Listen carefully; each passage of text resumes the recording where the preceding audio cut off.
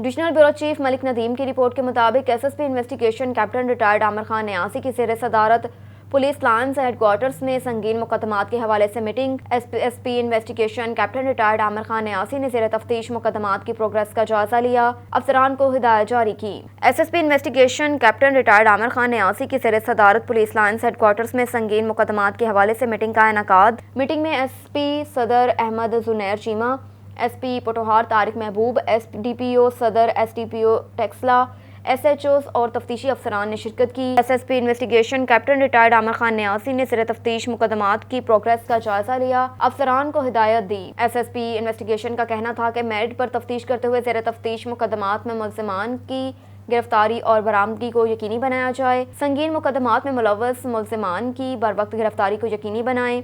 गिरफ्तार मुल्ज़िमान को ठोस शवाहिद के साथ चालान किया जाए। ज़ेर तफ्तीश मुकदमात के चालान की बर वक्त तकमील करवाई जाए। गफलत और कोताही किसी सूरत बर्दाश्त नहीं की जाएगी।